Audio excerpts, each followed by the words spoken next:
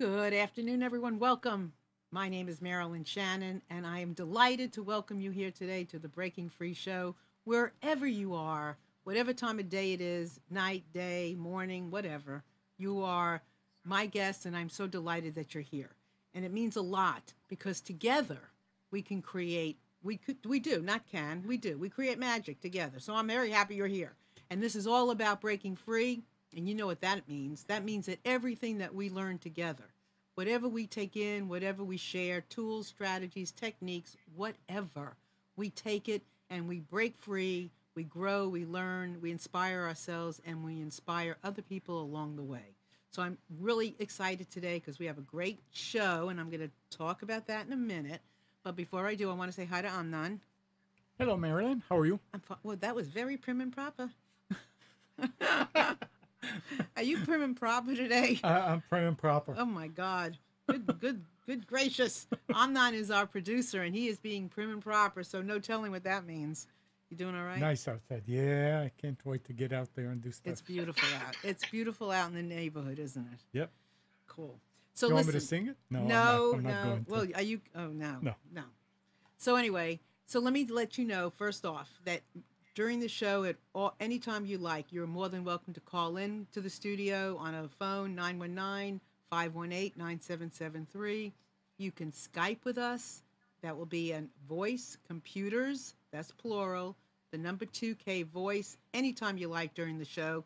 Whenever the mood strikes, you have a comment, you have a question, you just want to know something, whatever it is, you want to be part of the show, call in because that's what we like. And we also have a chat, which is a live chat. You can put a nickname down right near the video, come in there, and you can engage with us in there as well. And if you have any questions for our guest, you're more than welcome to ask it there. So I want to introduce Kate Nasser to you. I met Kate on Twitter.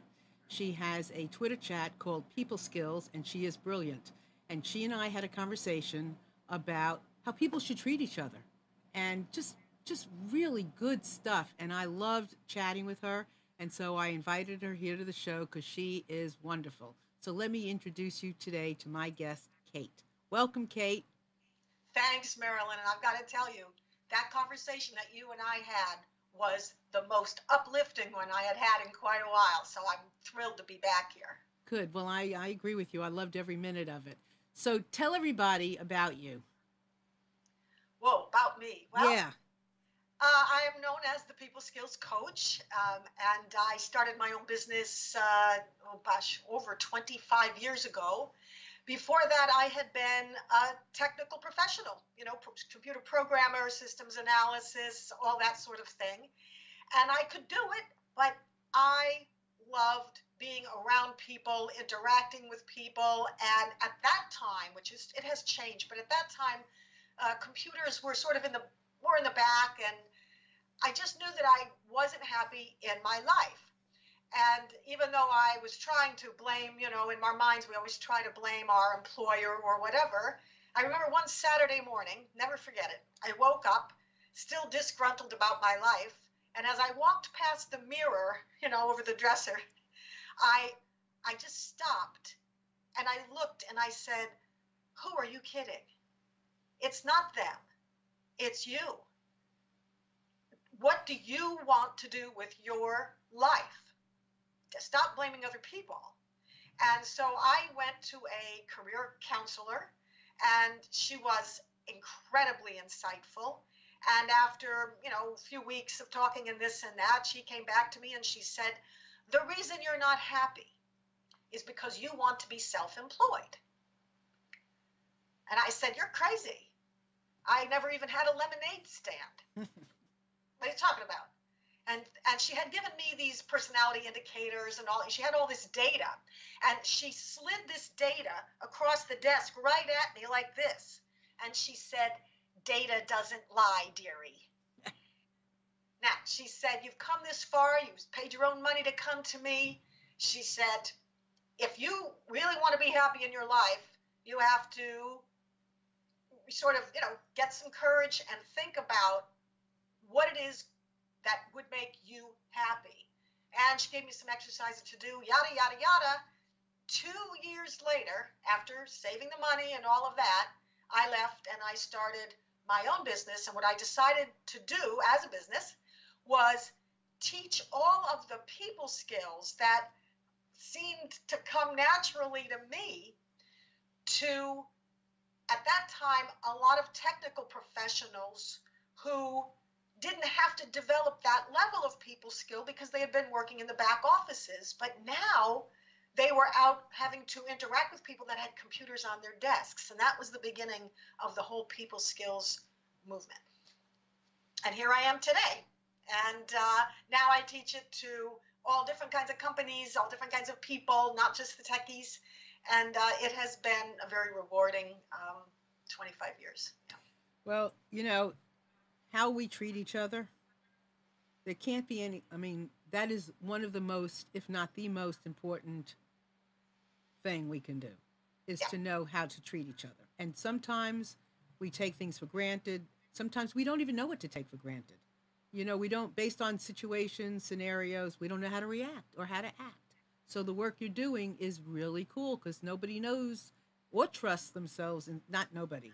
Some people don't know or trust themselves or know how to do it. That's why this topic, I'm so interested in this topic that you proposed today because it couldn't be any more timely. Yeah, I mean, when people say to me, because I talk about the courage to care. We do it sometimes as a topic in the Twitter chat that you mentioned at the beginning, the People Skills Twitter chat on Sunday mornings. And people say, what do you mean? Why, courage to care? Why is it important? And what does it mean? It's important, first of all, because at a very human level, every single human being wants to be basic respect, right? They want to be respected as a human being. And B, they want to be loved in that basic human way. So when we talk to other people, maybe you don't mean to insult somebody, right? I don't think that the majority of the people in the world walking around saying, yeah, I'd like to be a real, mean person and go around insulting people today. But it happens. And it happens, for example, when we dump our emotion about a situation onto the other person. So it comes across as that we're blaming them, or it comes across as demeaning them. So one of the things we have to do to have the courage to care is to be able to moderate our own behavior so that we always respect other people while we are respecting ourselves and our own needs. Right. And for that, it takes not only courage, but it takes desire. People say, Kate, can anybody learn great people skills? And I said, yes, if they want to. That is the only thing that could stop somebody, is not wanting to moderate or change their own behavior to put a little bit more respect and care for someone else. So I have a lot to say about this, but before I do, I just want to let you know that Buddy is in our chat, and he says that he's known you for years, and you live what you talk about. Thank you, Buddy. Where did we meet? So, Buddy, where did you meet? And then I'll let you know. I think part of it, this idea of the courage to care, is that in some cases people have confused overcare with care. So overcare becomes more ego-driven, where care is from your heart. And if you overcare, it's exhausting. So what do you mean by overcare? Because oddly enough, that is not an expression that I've really... Okay. So overprotection for children, let's say your children. You think you're caring, so you're micromanaging them. You're like helicopter parents? Yes. Oh. Yes, or anything. Micromanaging anything. Micromanaging care is overcare. Okay. And we're not doing it because it's care. Because care is going to be more balanced. Care is going to know when to care and when to let go. But overcare never lets go. Yeah. And in the disguise of care. Mm-hmm. And so it's exhausting. Well, to the people, to to to the folks who really micromanage and helicopter all the time, I'm starting to believe, because there are some people that do it occasionally. There are some people that do it all the time. And I think the people that do it all the time actually find it less stressful, oddly enough, than they would find letting go. Because it comes, micromanagement and helicopter and all that kind of thing. You said it's ego, and I think part of it is. And I think the other part of it is incredible insecurity. The desire that everything has to be perfect, the disease of perfectionism, not the quest for excellence, which are two different things, right? But the disease of perfectionism and the insecurity that goes with that drives a lot of micromanagement and a lot of helicoptering. Absolutely, and that's definitely the language of the ego. Yes. Insecurities. So this is I mean, listen, there's so many ways and places that we can take this idea, right? We can talk about this because topic. it takes, like Kate and I were talking about earlier, it takes courage to show that you care. It takes courage to stick yourself out there, to present yourself in a manner of caring. It takes courage to speak a truth because you care. Well, something that comes to my mind when you say it takes courage to speak the truth, I think the topic that has been sort of in my mind and in everything that I look at and see within the last even 2 years, not just in this, current, election season or anything like that, but seriously, even over the last couple of years, when I read blogs, I write my own blog, but I read a lot of blogs, I watch the news. You see the current social value system, or whatever you want to call it, zeitgeist. And what is amazing to me is how many people have confused truth and authenticity for cruel, hateful, blunt. I mean, it doesn't, being authentic and being honest is not even close to the same thing as being rude and disrespectful and emotionally dumping on the world. I mean, these are two entirely different things. And I'm so concerned over the last couple of years how it's kind of becoming the norm. Everybody's starting to believe that that's what authenticity and honesty is. You can be honest with care without being blunt and brutish. There's absolutely no question why you can't. You can use manners, you can use diplomacy, and still be honest. And I'm baffled as to why people don't understand that. And I am really working on that now in my business, because it's becoming very shocking. It's a very good point. Now, practice thinking before you speak. I love what you're saying, because I think about even email etiquette. I reread my email before I sent it, especially if I'm angry about something, to make sure. Yes, because if I don't, then anger is going to be in the first line. And let me tell you what, nobody's getting past the first line. If my anger is in the first line, nobody's getting past it. No different than if you have people yelling, and it doesn't mean screaming, it means anger. Who's going to listen? So, we have to learn these things and practice them, because we're not going to get anywhere if we don't. The scar you inflict today, you will live with forever, even if you apologize. Mm-hmm. Think about that. Mm-hmm. We at some point, most every human being will inflict some emotional scar on another person, even without intending to do it. But the more awareness we have about not inflicting those emotional scars, the better the relationships. And that could be business, it could be personal, it could be with your kids, it could be with your boss, your teammates. That's why we've got to remember that courtesy and a bit of diplomacy and thinking before you speak is valuable. It doesn't mean that you are being fake. It doesn't mean that. And again, The scar you inflict today, you will live with forever. Right. I mean, and we have a really great question on the chat, so I want to get to that. But really, like, who's to say that being direct, the only way to be direct is to blurt it out? I mean, and that makes a difference. Who's to say that's supposed to work that way? But that's my point. I can be very direct with someone and still be respectful, honest, and allowing for my perception to be changed still by their view.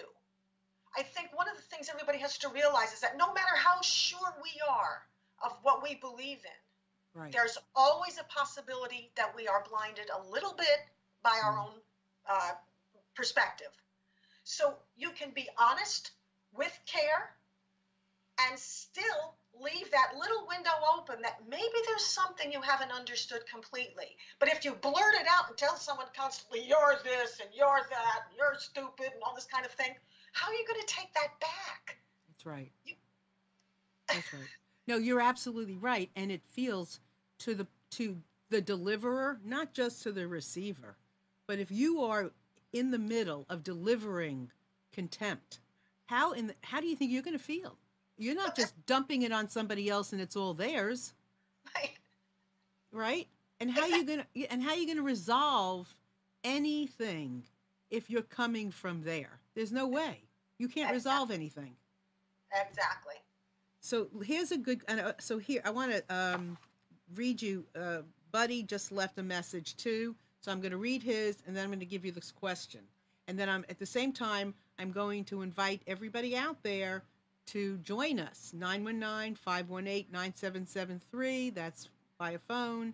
Computers, that's plural 2K voice. If you'd like to connect with us and you're somewhere in the world and you got your computer handy, come on Skype and connect with us there, and also in the chat. So Buddy says, as Hugh Prather wrote, honesty can be gentle. That's what so much of this polarized bluntness lacks. That's what a lot of things lack today, is that gentleness. Right. So that's right on. Go ahead. It's an interesting word too, because some people say it's gentleness, some people say it's kindness. You know, it's all in that same zone. It's a wonderful quote. The problem with it, not the quote, but with people, when they hear that, something happens in some people's brains when they hear the word honesty and kindness or gentleness. They think that these two things are mutually exclusive, that they're opposites. And, you know, if there are, I would just love it if, you know, there are universities that do research on all types of things. I would just love it if there were a way to study this concept and to come up with why is it that people see these things as mutually exclusive. I believe that people don't, it's because people don't know how. If you have the skill and you know, okay, these words, for example, are emotionally charged. So if you want to tell somebody that you disagree with them, don't use these words over here, use these words over here. I think that if you teach people how to do it, then they start to see that it's possible, and then they don't see it as opposites and mutually exclusive anymore. And you know, not get confused when you have different role models up, and one is screaming and one, or they're all screaming, or there's, you know, it looks like this but it isn't. I have a really hard time when somebody's screaming their message that's care. I just have a really hard time on the other end. I just can't imagine that's truly, that they really are caring about me when they're not coming from a gentle, nice, sweet place. Tone of voice is a huge, has a big, you know, if you go and you look at the studies, for example, in face-to-face communications, of course, body language is over 50% of the message. And then tone of voice also plays a big role, because you could say a sentence two ways. One would sound caring and one would sound sarcastic, for example, you know, or disrespectful. And then, of course, there are the words. I know there are times when people get emotionally into a certain subject and they will be screaming at each other, and it doesn't sound like care. And I would agree with you that it would be very difficult to see that as care. Right.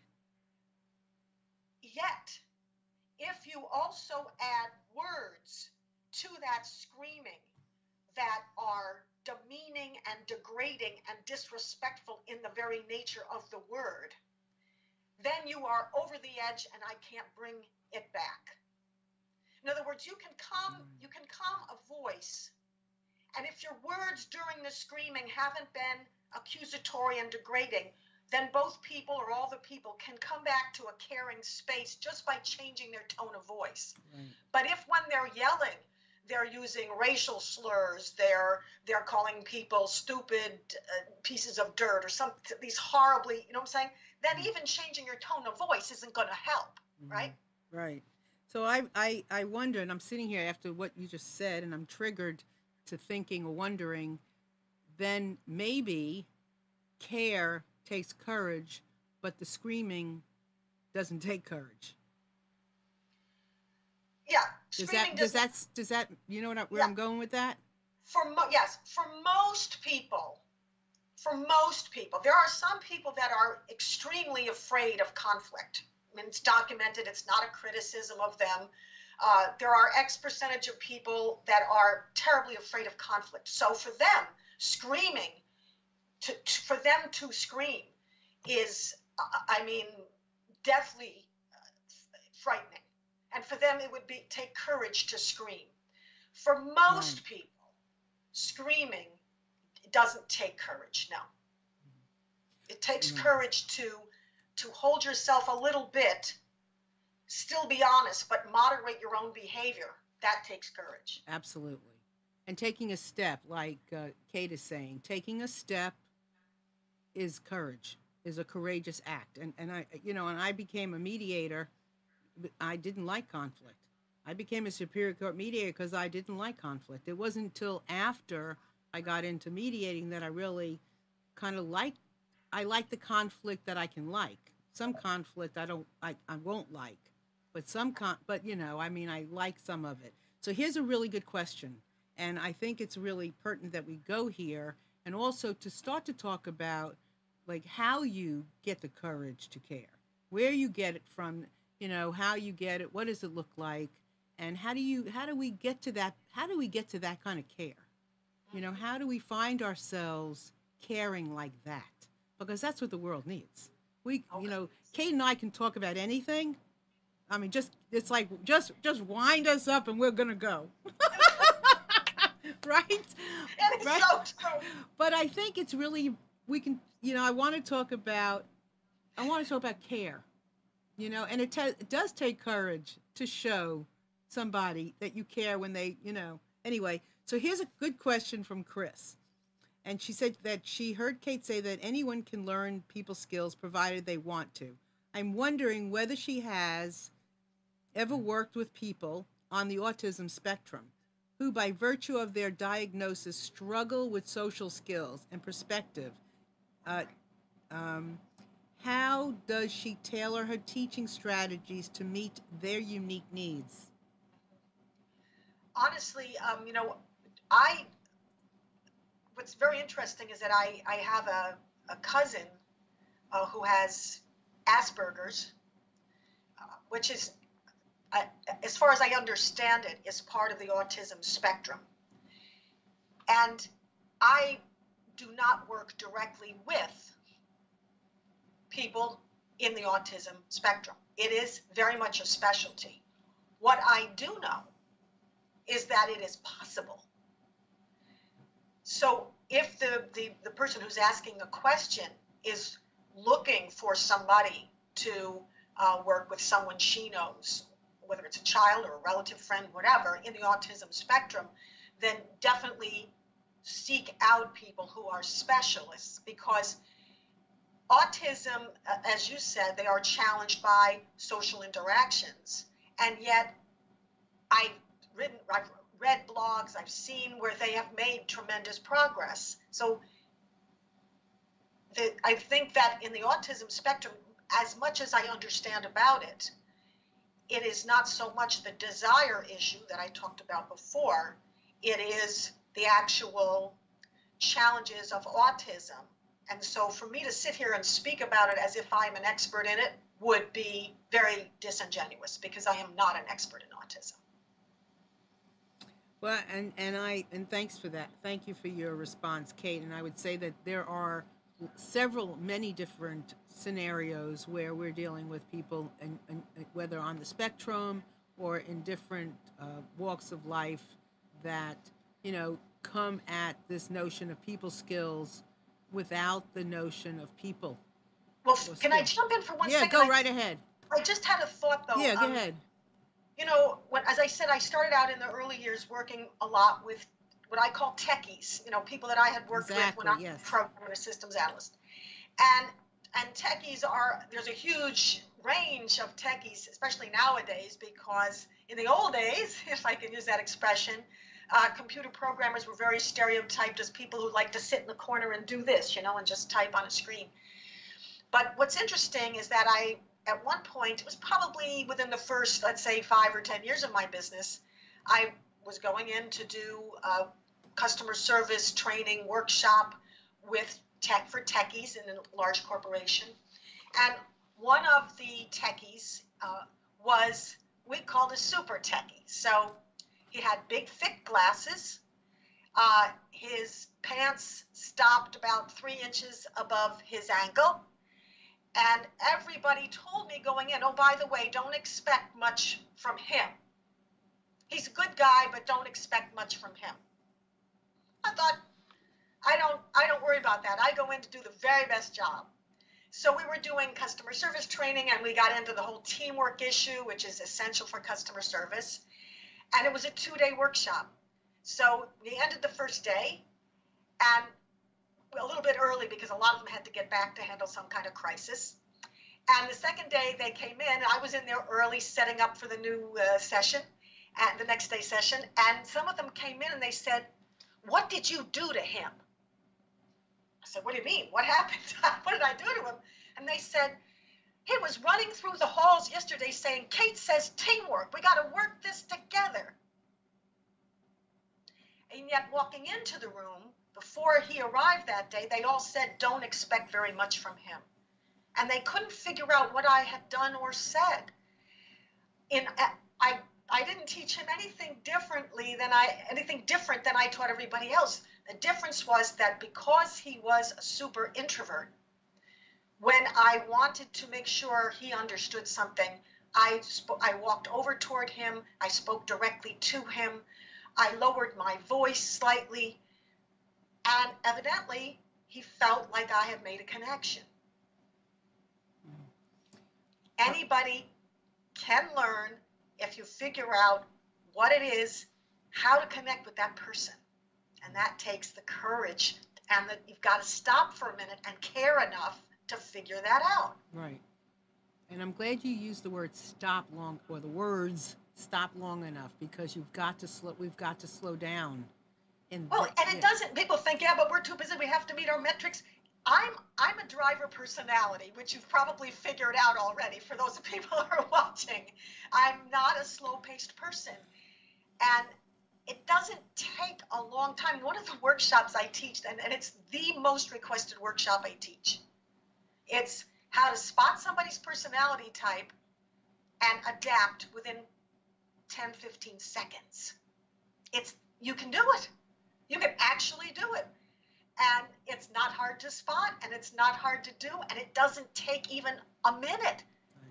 Do you want to adapt to other people? The courage and the desire makes the difference. It's funny, I'm sitting here because I'm in the process of writing a series of books, and the title of the series, not each individual book, but the title of the series is In Just One Afternoon. That's the title. I love that. Because that is all it takes. I mean, that's all it takes, is just one afternoon of a connection, of a nod, of a handshake, of a pat on the back, a little rub on the elbow, a little something, a wink. I mean, I take the train in and out of New York City, for work. I go in there on Saturdays for my Latin dance lessons. And coming home on the train yesterday, I just, had to get a seat, sat down next to this one woman, and She looked at me and she said, "Oh, I love your leather jacket. Where did you get that vintage jacket?" I said, I bought it when it was new and I turned it into vintage. That's how old I am. And we both laughed. And the next thing you know, we had an entire conversation about her work. She works with, talk about the courage to care. She works with homeless kids, many of whom are living in abandoned subway tunnels in New York City. You should have her on your show. I should, yeah. And I mean, just the most engaging, wonderful person, and it was just instantaneous. And she got off the train. I had to get up to let her out of the seat there, and I said, "It was so nice to meet you." And she just patted me on my shoulder and she said, "That's mutual. Have a great weekend." Oh my goodness. I mean, bam! Just because she said, "I like your leather jacket." That's it. And so I'm a listening freak, and so listening, opening up to these experiences. It's amazing. Is listening. I mean, we listen on all these levels, the awareness, the everything, and I can go into a whole litany on it, but I don't want to. So, but what Kate is talking about is listening, and listening to get to courage, and listening out of courage into care. Listening, go ahead. I mean, the difference is, people define listening, which again, we could have a separate show just on listening, because there's another myth going on out there that to be a great listener, you have to be completely silent always. My conversation with that wonderful woman on the train on Saturday did not happen because I was silent. It happened because when she made the overture, and then I could have just said thank you. I asked her a question. Right. Great listening is dialogue. The only time you're quiet, of course, is that you don't want to jump over constantly stomp on somebody's words. But to show that you care, you have to have a dialogue with people. And yes, sometimes you're silent and sometimes you're speaking. But that's a very important point. Yeah, absolutely. And to listen for the courage, to find the courage, to listen to create courage. I mean, we don't always have it. We have to listen our way to it. We have to want to, and Kate, tell me this. You start with wanting to care and then find the courage? Or do you have the courage where does it come from? Wow. I just hit me because I'm listening. Yeah. I believe that deep down inside is the desire. However, for you to show the desire, you have to have the courage to care about something other than yourself. If you picture yourself always as the center of the universe, and there was an incredible article, I can't think of the name of it, but I could send it to you subsequently if you wanted to share it with your listeners and so forth. It was an incredible article about, the people, for example, that donate their kidney to a complete stranger. Mm-hmm. And there was a writer who was obsessed with the idea of why is it? In fact, I think it might have actually been a TED Talk. There's a TED Talk now about that it's easier to talk to strangers than it is. Is that the one? That's not the one. Okay. But this was about, what does it mean that some people would suddenly, they donate their kidney to a complete stranger. Look at our first responders, firefighters, and so forth, and who choose to be a firefighter and rush into burning buildings. What is it about them? Why? Because not everybody does that, unless there's in an emergency there are people who spring up, but people who choose it in advance, or people who choose to give a kidney. And they actually did brain studies. And what they found was that these people do not have a center of the universe. They see the universe as everybody in an equal floating universe, as opposed to most human beings picture themselves at the center, but as we mature and grow, we widen that center to care about other people. Do you know what I mean? Yes. So I believe that, yes, most human beings, especially when you're a child, of course, you're at the center of your universe. And then if you're mature, we hopefully start to care about other people. So the courage has to come by giving up. people see it as giving up something of themselves in order to care about others. I think the courage is to care about yourself and others. And at the same time, not to care about some others. In other words, not to care about what somebody might think in lieu of or after. In other words, you've got to, it's a dance, and you've Oh, got yeah. to listen your way through the dance. Absolutely. I mean, the one you can even ask my friends and so forth. The one thing I love about not being, let's just say, a teenager anymore, is that the older I get, the less I care about what I call random comments about me. I care about whether my customers think I'm doing a good job. I care about whether they think I'm being an upstanding person of integrity, all these things, of course. But what I don't worry and get distracted by as much anymore are random comments, like, oh, I don't like, I think that jacket doesn't match that skirt. Things like this that just get you off of your own inner caring and joy for life. And I think but there are some people, Marilyn, this is the challenge, I think, and it's a real challenge. I'm not criticizing them. There are some people who feel that they have to become tough, uncaring people to ward off those comments that hurt them. Oh, that's it right there. That's the dance you're talking about. Yeah. And I would be totally honest with you. When I was younger, because I'm very intuitive. I've got antenna like 100 miles long. So comments about me used to hurt me a lot. And so I used to, I don't care. I was going to be this insensitive, tough person. The problem was it wasn't who I was on the inside. So when I did that, I could ward off those outside things that hurt me. But then I felt like, if you'll excuse me, I felt like crap inside. So people look at me and they say, wow, you walk your talk. I've worked at it. That's why I teach it. It has been a very long journey of learning how to be confident inside. Let me put it to you this way. I say, nourish a thick skin and a warm heart. Okay, so define that a little, because that's a big chunk right there. Define that. I have developed a thick skin for the incoming rounds. In other words, if people are being hurtful to me, I still feel hurt. I mean, I'm a human being. But I have a thicker skin, so I almost wear like a flak jacket, like a bulletproof jacket kind of thing, that for the stuff coming in.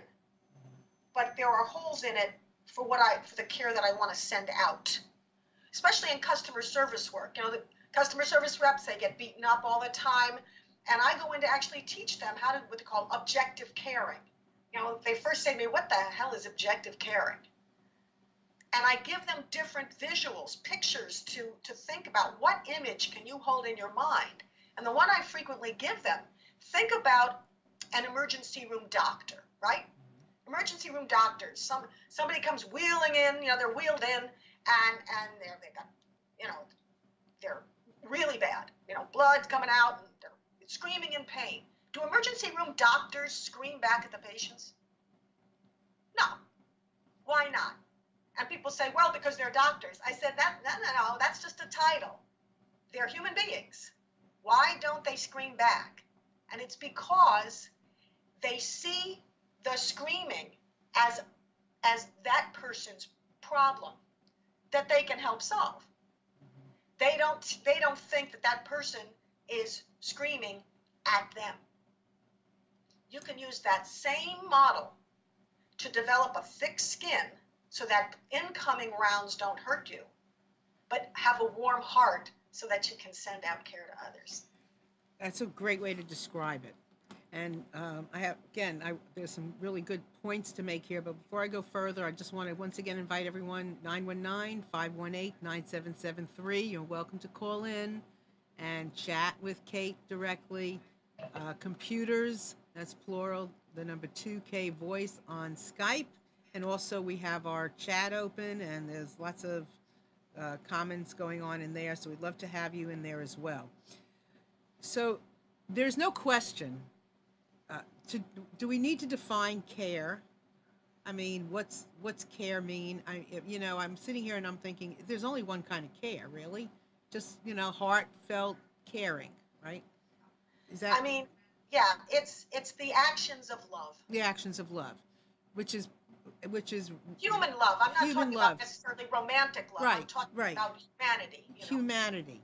Now, so the courage to show that, the courage to be that, it does take courage in some regards. And how do you get the courage to do that? You know, for myself, sometimes it's about being aware of my personal mission, my personal goal, my personal vision for something. Bingo. Say that again? Bingo. Bingo. You, Go ahead. the courage to care, the desire to care, the ability to care, we're not talking about that right now. Right now, as you said, what is that courage? Where does the courage to care come from? And you absolutely, in all of my years, not just of teaching it, but in my own journey, it was developing my own identity. Who am I? What do I want to be known for? Because if you can say to yourself, I want to be known as a caring person, that is part of my core mission for being alive on this earth, then the courage to do it, and I'm not talking about suddenly you are going to become a firefighter, which is an incredibly, that's a courage at the highest level, perhaps, this kind of courage. But I'm talking about the courage to, you see someone being bullied, verbally bullied, to speak up and say, we can do better than this. Well, but you have to be willing to have the courage to do that. And to know who you are is where that courage comes from. Because if somebody turns around and says to you, I didn't ask you, shut the heck up, right? Are you going to feel demeaned by that? Or are you going to say, I know in my heart that I do and did the right thing, even if I got shot down? Because you're going to get shot down. That's life. Life is tough. It smacks you around. But when you get back up, are you going to care about somebody else? Or are you just going to get back up and then become a victim? Or are you going to become a person who's always vengeful? You know what I'm saying? You have to know who you are. You hit it right on the nose. And the waters are not so clear, because you can know who you think you know who you are, or you can know you think you whatever. And it's how you express it that it's in the expression. So let's be clear that the courage to care is expressing a love. It's being loving. It's being lovely, loving, lovable.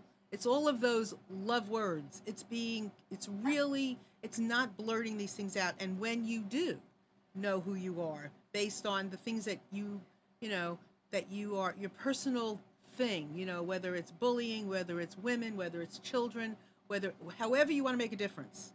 Right. Then what can you accomplish when you do that? Go ahead. It's infinite. It's infinite Go what ahead. you can accomplish. Yeah. When you know who you are, and by the way, it's still evolutionary. It's constantly evolving.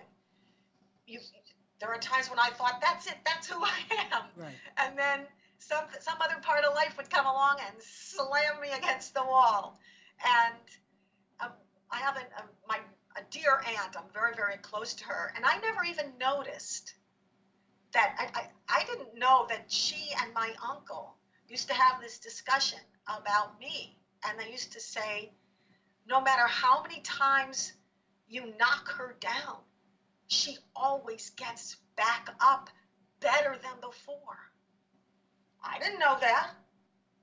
Never even dawned on me. So once she shared that with me, I kind of thought about that for a while. So again, who I was evolving, but it wasn't any surprise to me that when I started my own business, I mean, you can start any kind of business, right? They said you want to be self-employed and you'll be happy. And they had me write a list of everything I could possibly do, from starting a flower shop to whatever. I mean, it's limitless.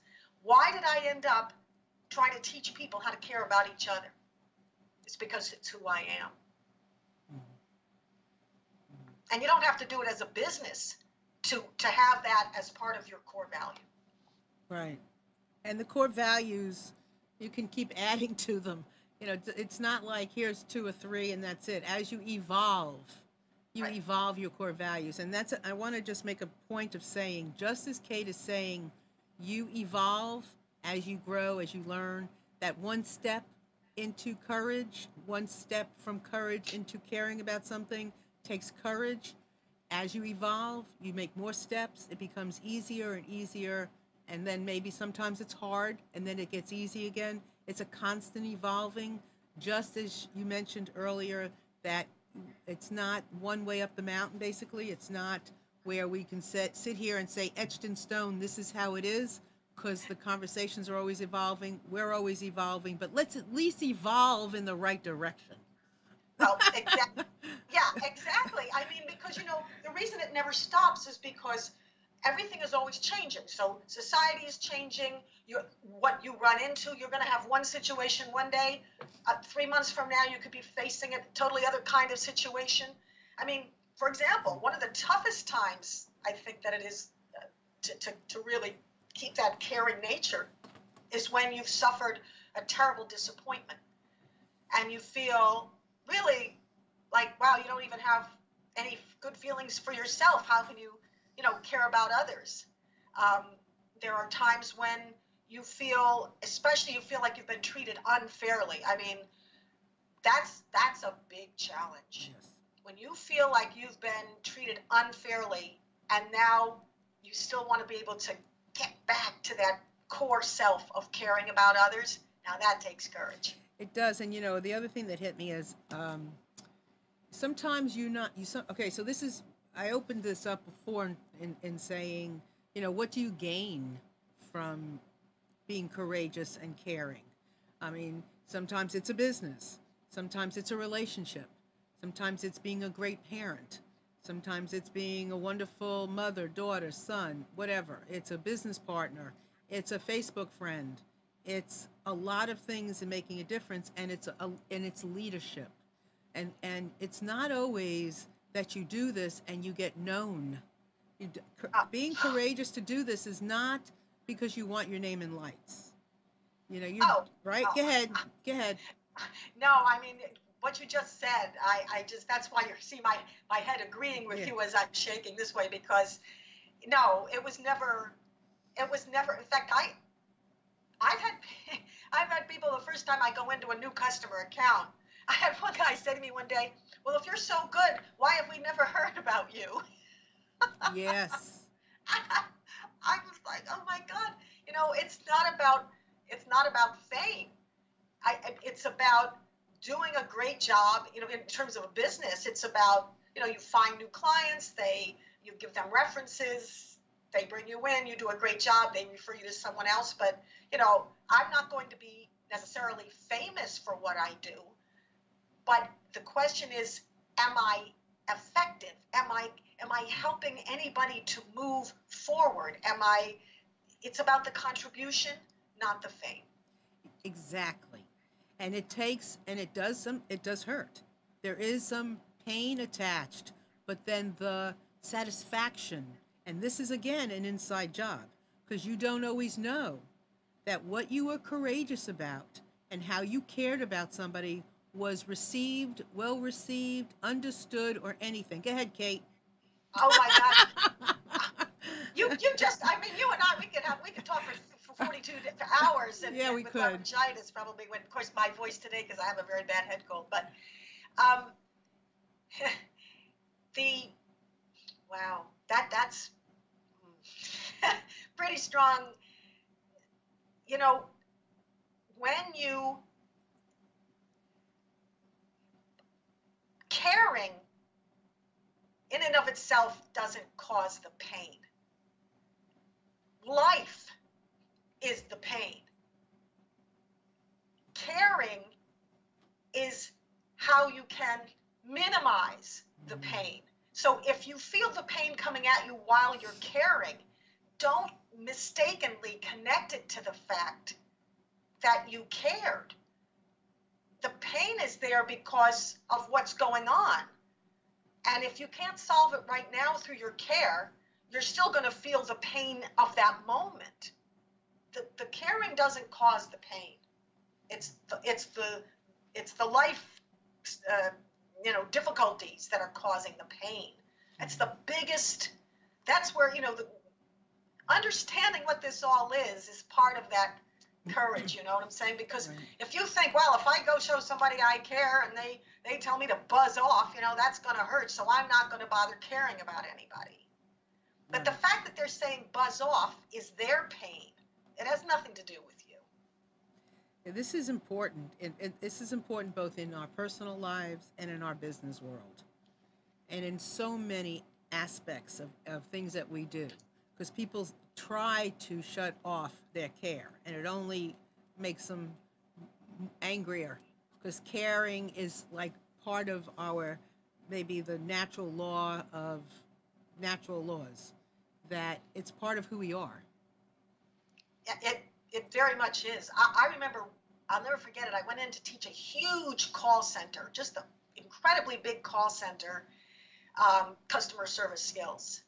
And the most requested topic, of course, is how do we handle, irate, angry, upset customers.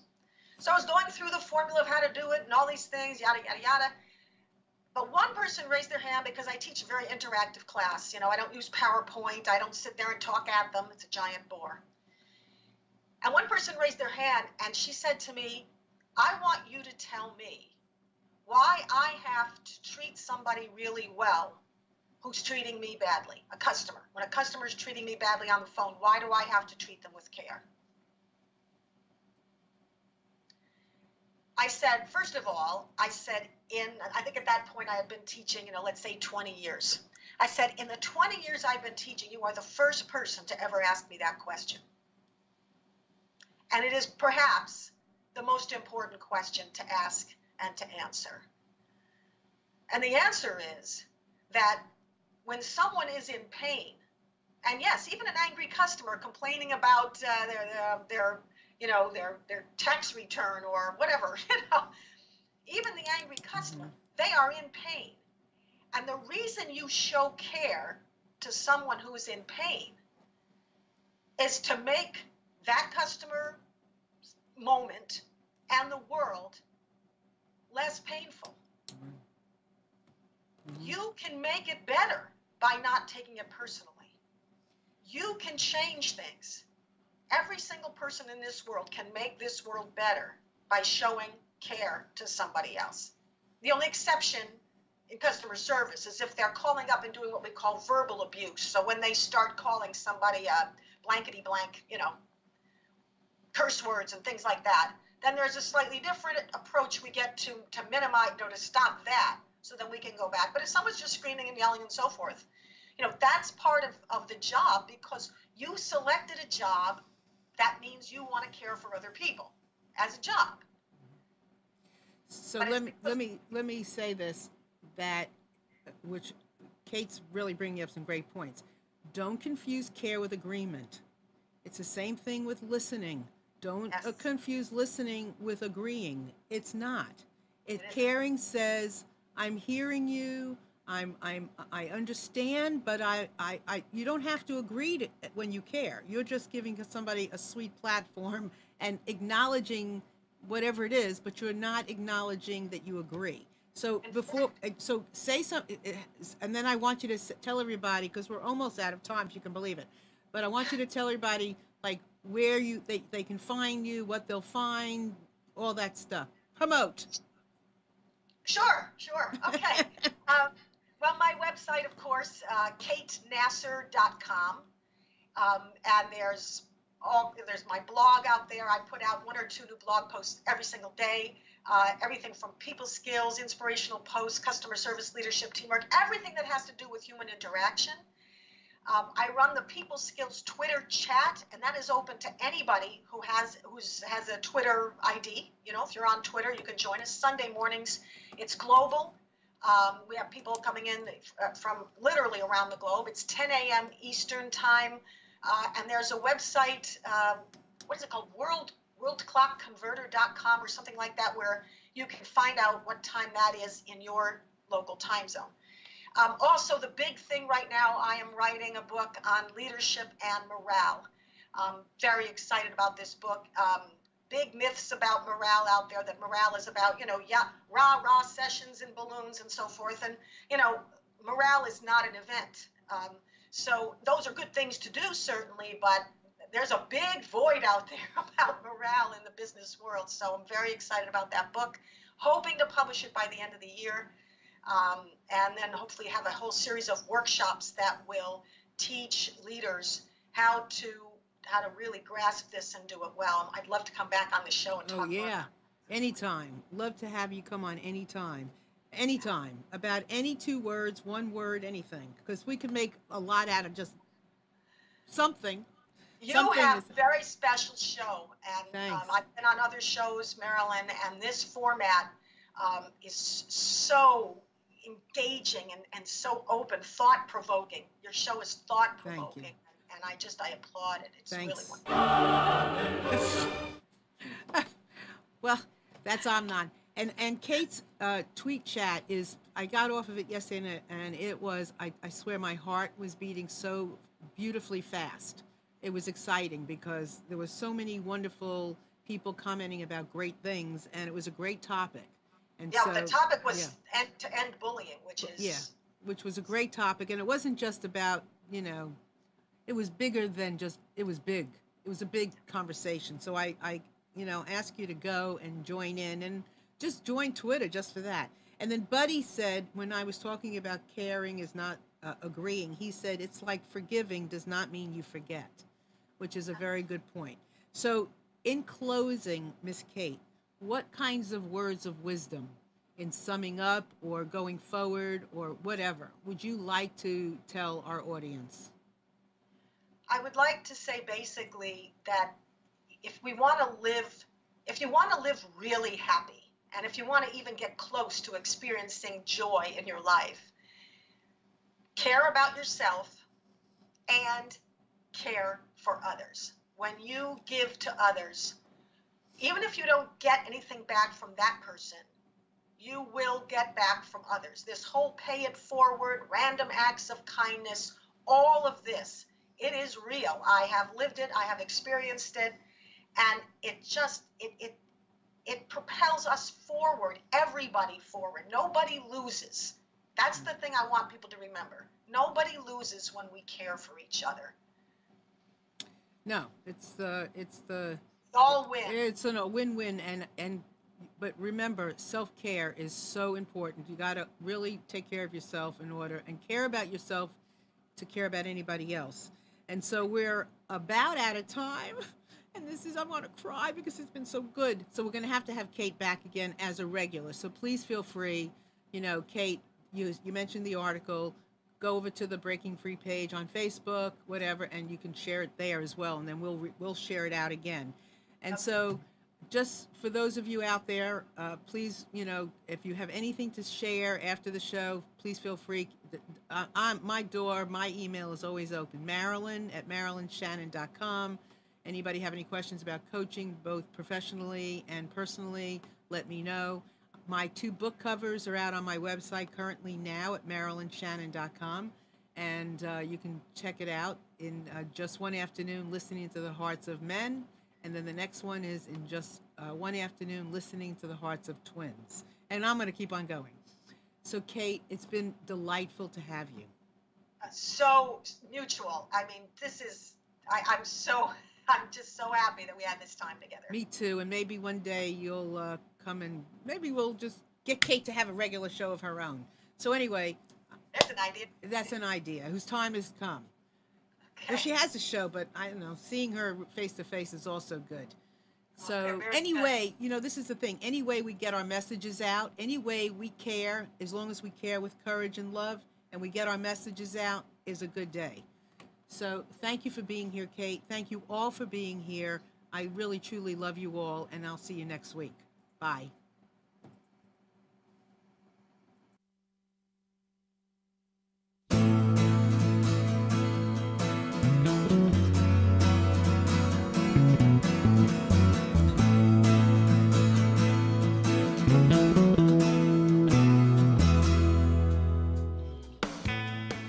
You are tuned to the Nissan Communications Network.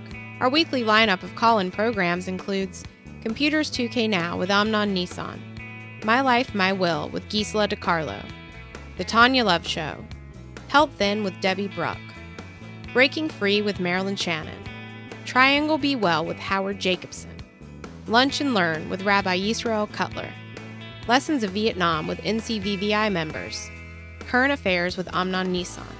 And if you tuned in too late, you can always watch each program in its entirety or download an MP3 audio file of it in the archives section on nissancommunications.com. Don't forget to subscribe to our YouTube channel, follow us on Twitter, and like us on Facebook.